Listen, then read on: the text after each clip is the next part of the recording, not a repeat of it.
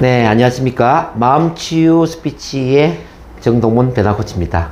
자, 오늘 이 시간에는 변화의 3단계 NLP 자아 강화. 그러니까 자아라는 것은 나 자신에 대한 개념, 나 자신에 대한 믿음, 요걸 이제 자아라고 이야기를 하는데, 이 자아 개념이 얼마나 중요한가에 대해서 오늘 이 시간에 같이 한번 나눌까 싶습니다.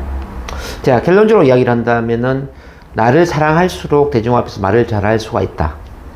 나를 사랑할수록 대인관계가 좋아지고, 나를 사랑할수록 마음의 평화를 이루고, 나를 사랑할수록 건강한 삶을 살고, 또 그게는 나를 사랑할수록 돈을 더 많이 벌고, 나를 사랑할수록 더 큰 성공과 행복을 이룰 수 있다면 나를 사랑하는 힘이 참 중요하겠죠.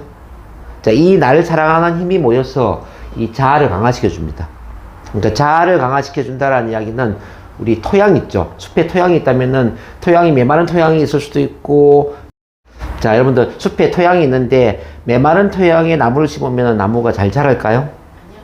자라기 힘들 겁니다. 숲에 토양이 기름진 토양이라면은 아마 자라는 게 좀 쉽겠죠.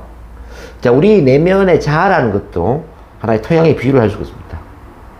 자, 메마른 토양에 나무가 잘 자랄 수 없는 것처럼 자아가 부정적이고, 이 자아에 쉽게 말하면 사랑이 부족하다면은 우리 외적인 스피치라든지 프레젠테이션, 성격, 대인관계, 리더십, 영업, 비즈니스 명강의 이런 것들이 잘 될 수가 없다는 뜻입니다.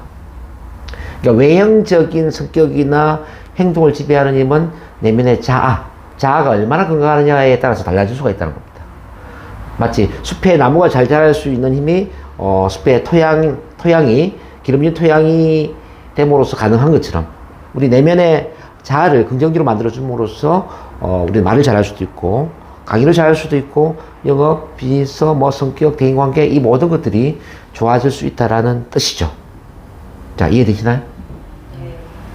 자, 근데 이 자아라는 것이 참 중요한데요. 모든 심리학이나 철학이나 모든 변화의 핵심은 자아를 긍정적으로 만들어주는 것들이 핵심인데, 자, 이 자아는 만 18세 이전에 주로 형성이 돼요.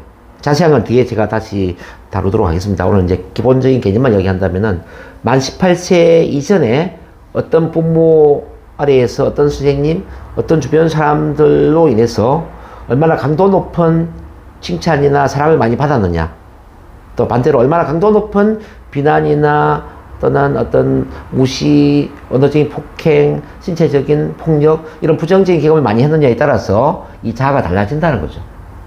근데 저희들이 연구를 해보면은 한 80% 정도는 자아가 부정적입니다. 이 세상의 80% 정도는 자기를 사랑하지 못하고, 자기를 과소평가하고, 자기를 무시하고, 자기를 별 볼 일 없는 존재로 생각한다는 뜻입니다. 그래서 이 자아가 부정적이니까 외부적으로 영향을 받는 겁니다. 남들이 나를 어떻게 생각할까? 남들이 나를 이상하게 생각하면 어떡하지? 남들이 나를 비난하면 어떡하지? 그래서 남들 눈치를 보게 되거나 기가 죽거나 주눅이 들게 되죠. 뿐만 아니라 남들과 비교를 하게 되고, 경쟁을 하게 되고, 심지어 시기 질투를 하게 되고. 자, 이런 모든 부정적인 심리들이 사실은 자아가 부정적이기 때문에 일어나는 문제입니다. 그래서 우리가 행복하기 위해서, 성공적인 삶을 살기 위해서도 자아를 긍정적으로 만드는 것은 대단히 중요하지만, 오늘은 이제 발표 불안을 극복하고 대중 앞에서 스피치를 잘하기 위해서 이 자아가 얼마나 중요한지를 제가 말씀드리고 있는데, 이 사람들 앞에 말을 잘하기 위해서라도 우리는 자아를 긍정적으로 만들어야 된다는 뜻이죠. 자, 그러면 이제 이렇게 생각할 수 있습니다. 나는 어릴 때 운이 안 좋아가지고 가정폭력과 부모 사랑을 받지 못하고 이 애정 결핍의 환경에서 내가 자랐는데, 그럼 이거 어떻게 해야 되지? 이건 내 책임이 아니잖아. 이렇게 이제 자포자기를 할 수도 있습니다. 근데 그렇게 하시면 안 되고요. 우리가 만 18세 이전에 어떤 부모 아래에서 어떤 가정 환경 속에서 어떤 또 학창 시절을 보내면서 내 자아가 부정적이냐, 이거는 내 책임이 아닐 수가 있어요. 왜냐하면 만 18세 이전에는 우리가 자아가 연약하고 스폰지처럼 모든 걸 흡수하는 그런 연약한 존재로서 살았기 때문에 그건 어쩔 수가 없어요. 근데 중요한 것은 만 18세 이후에 그 모든 부정적인 자아를 긍정적으로 만들, 컴퓨터로 본다면 새로운 프로그램을 설정할 수 있는 그 모든 책임은 나 자신한테 있다는 뜻입니다. 그래서 비록 여러분들 마음이 좀 부정적이고 소심하고 남의 눈치 보고 기죽고 주눅 들고 사람들 앞에 발표할 때 긴장되고 떨리고 불안하고 이렇게 힘든 마음이 있다면 지금부터 이제 선택을 하셔야 돼요. 지금부터. 과거에 이런 것들은 내 책임이 아니지만 지금부터 내가 제대로 좀 변화를 해야 되겠구나. 이 변화의 모든 책임은 나한테 있구나. 그래서 이제 어떤 분은 이런 이야기 합니다. 조국과 민족은 선택할 수 없지만, 그리고 부모도 선택할 수 없지만, 내가 나를 어떻게 생각할 것인지, 내 자아는 내가 선택할 수 있다. 내가 멋진 사람인지, 별 볼 일 없는 사람인지, 내가 스피치를 잘할 수 있는 사람인지, 스피치를 못하는 사람인지, 자신감이 넘치는 사람인지, 또는 소심한 사람인지, 이 모든 선택은 나한테 있다는 겁니다. 그래서 지금 여러분들이 자아를 긍정적으로 선택하겠다는 결단을 한번 내려보시면 좋을 것 같아요. 한번 해보실 수 있을까요? 네. 네. 지금부터 여러분 자신을 사랑하겠다는 결단을 한번 내려보는 겁니다. 사랑. 정말 이 세상에 하나밖에 없는 나 자신을 특별한 존재로서, 고귀한 존재로서, 정말 남들과 구별되는, 차별화되는 정말 멋진 존재로서 나를 한번 새롭게 선택해 볼 수 있을까요? 자, 영어로 보면 이런 말이 있습니다. Whatever you think you are more than that. Whatever you think you are, 당신이 당신을 뭐라고 생각하든지 간에 you are more than that. 당신은 그 이상의 존재입니다. 자, 무슨 이야기냐면은 당신이 문제투성이인 부족한 사람이라고 생각하더라도 당신은 그 문제 이상의 존재이고요. 당신은 그냥 그렇고 그런 평범한 존재라고 생각하더라도 그 평범 이상의 존재이고, 자, 평범 이상의 정말 내가 괜찮은 사람이에요. 괜찮은 사람이라고 생각하더라도, 자, 나는 괜찮은 사람 그 이상의 존재라는 겁니다. 정말 위대한 사람이라고 생각하더라도 그 위대한 이상의 존재라는 거죠. 내가 나를 어떻게 생각하든지 간에 나는 그 이상의 존재라면 우리는 나를 어떻게 생각해야 될까요? 정말 괜찮은 사람으로 봐야 되지 않을까요? 그렇지 않습니까? 그래서 제가 존경하는 우리 앤서니 라빈스라는 내 안에 잠든 그 인을 깨우라 책을 쓴 베스트셀러 작가가 있습니다. 이분은 이런 이야기를 합니다. 당신이 당신의 삶에서 정말 목숨의 지장이 없는 한 인생 최대의 실수를 저지를 수 있다면 당신은 당신 자신을 터무니없이 과대평가하는 실수를 저질러라, 이런 이야기를 합니다. 한번 따라해 보겠습니다. 터무니없이 나 자신을 과대평가한다. 자, 이렇게까지 하면서 나를 사랑해야 될 이유가 뭐가 있느냐고 이야기 좀 해드리면, 자, 우리 내면에는요, 마치 은행의 계좌처럼 감정 계좌라는 게 있어요. 은행의 계좌에 돈을 많이 넣어주면 어때요? 돈이 많이 예비되기 때문에 돈이 많아지니까 마음도 풍요로워지지 않아요? 그죠?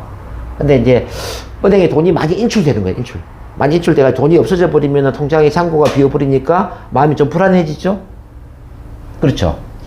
자, 통장에 잔고가 없는 상태에서 어떤 친구를 만나서 5만원치 술을 사야 된다, 밥을 사야 된다면은 마음의 부담이 클 거예요. 그리고 그 친구가 나한테 5만원치 술을 사주고 밥을 사준다 하더라도 다음에 내가 갚아야 되니까 마음의 부담이 클 거라는 거죠. 근데 반대로 있잖아요. 내 은행에 통장에 잔고가 너무나 많은 거예요. 당장 찾을 수 있는 돈이 10억, 20억이 된다면, 이렇게 엄청난 돈이 있다면은 어때요? 뭐 한 5만원 정도는 술도 사줄 수 있고 밥도 사줄 수 있지 않겠습니까? 그리고 좋아하는 친구가 나한테 술 사주고 밥 사준다고 했을 때 큰 부담은 없을 겁니다. 그러겠죠? 자, 이 사랑도 같은 원리입니다. 사랑도. 내 안에 사랑이 부족하면, 즉 자아가 부정적이면 누군가가 나한테 부정적인 이야기를 하고 싫은 소리를 하고 비난주의 말을 하고 무시하는 말을 했을 때 남에는 큰 상처가 되는 거죠. 반대로 있잖아요.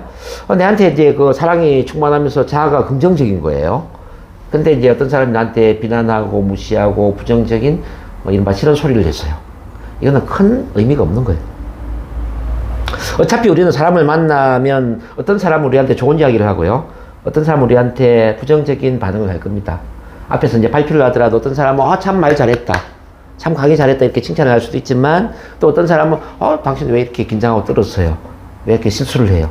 왜 이렇게 말을 못해서 이렇게 부정적인 말을 할 수도 있을 겁니다. 뭐 직장에 일을 하더라도 어떤 사람은 칭찬을 하겠지만 또 어떤 사람은 내가 열심히 했는데도 불구하고 그 일에 대해서 부정적인 평가를 할 수도 있을 겁니다. 자, 이 세상에는 세 가지 부류가 있다고 생각해요. 세 가지 부류. 첫 번째 부류는 나를 끔찍하게 좋아하는 부류입니다. 당신 참 좋아요. 이렇게 팬클럽의 회원처럼 인정해주는 사람. 그런 사람 있죠? 두 번째는 나에게 관심도 없는 사람이에요. 잘하건 못하건 신경 안 쓰는 사람. 이런 사람들이 사실은 가장 많죠. 자, 세 번째 부류는 뭐냐면은 나한테 태클을 걸고 무시하고 비난하고 싫은 소리하고 나를 힘들게 하는 사람들. 자, 모든 사람에게는 이 세 가지 부류의 사람들이 존재합니다. 모든 사람에게. 물론 이제 비율의 차이는 있을 거예요. 근데 이 세 가지 부류의 사람이 있기 때문에 우리가 항상 상처받고 마음이 힘들고 주눅들고 기가 죽는다면 우리 삶이 얼마나 비참하고 힘이 들겠냐는 거죠. 그렇지 않아요? 그러면은 세상에 이 세 가지 부류가 있는 게 문제예요? 내가 상처받는 마음이 문제예요? 상처받는 마음이 문제. 예, 상처받는 마음이 문제겠죠. 그래서 사랑이 부족해지면 상처를 쉽게 받기 때문에 쉽게 말하면 사랑이 부족하면은 이 의존성에 미운 오리 새끼 같은 성격이 돼요. 미운 오리 새끼. 자, 미운 오리 새끼는 오리들이 놀리고 비교하고 왜 너는 물에서 해물 못 치니? 왜 너는 우리랑 다르게 생겼어? 이렇게 부정적인 이야기를 했을 때, 자, 미운 오리 새끼는 오리들로부터 엄청난 상처를 받죠. 근데 반대로 있잖아요. 이 미운 오리 새끼가 어느 순간에 내가 미운 오리 새끼가 아니라 백조라는 사실을 깨달았어. 나는 오리랑 원래 다르구나. 나는 원래 특별한 존재였어. 원래 나는 축복받은 사람이었어. 이렇게 이제 이 백조라는 사실을 깨닫게 되면서 똑같이 오리들이 놀리고 나한테 상처를 줬지만 그때 이제 이 백조라는 믿음을 가진 그 미운 오리 새끼는 더 이상 상처를 받지 않더라는 이야기죠. 그때는 자기를 축복받은 존재를 받고 이제는 오리들을 오히려 불쌍하게 생각하는 겁니다. 내가 오리들을 위해서 어떤 도움을 줘야 되지? 이런 관점을 보다 보니까 오리들이 나랑 놀아주고 놀아주지 않건 오리들이 나한테 싫은 소리 하건 비난주의 말을 하건 이건 중요한 게 아니었어요. 그런 것처럼 이제 세상 사람들은 나에게 돌을 던집니다. 세상 사람들은 나한테 비난을 하고 불평을 하고 싫은 소리를 할 수가 있습니다. 그렇지만 우리는 그럴 때마다 상처받는 마음이 아니라 자, 그런 돌을 맞아도 아프지 않는 그 내 마음을 만드는 게 참 중요하다. 자, 다시 한번 더 비유를 한다면 돌멩이에 맞았을 똑같은 돌멩이에 맞아서 개구리는 죽을 수가 있겠지만요. 똑같은 돌멩이에 맞지만 코끼리나 코뿔소는 전혀 느낌이 없을 수도 있어요. 그렇겠죠? 우리 마음을 또 물이라고 비유를 한번 해볼게요. 물. 돌멩이를 똑같이 물에 던지는데 어항 속에 물을 던진다면 어항은 어떻게 될까요? 어항은 깨지고 파문이 엄청 커지겠죠? 근데 반대로 이제 큰 호수 속에 또 큰 바다에 우리가 돌을 던진다면은 그 호수의 파문은 그다지 크지 않을 겁니다. 이렇게 이제 돌을 던진다라는 것은 누군가가 나한테 부정적인 비난이나 비판이나 싫은 소리나 상처 주는 말과 행동을 한다는 뜻이에요.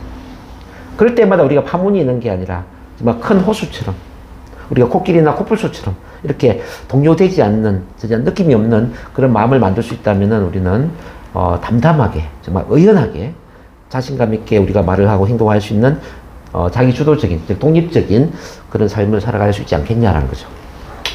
우리가 이제 대중 앞에서 말을 잘하는 것도 그런 마음이 굉장히 중요하다는 겁니다. 자, 말을 잘하는 사람들의 특징들을 보면은 전부 공통점이 있습니다. 자기 자신을 온전히 사랑하는 사람.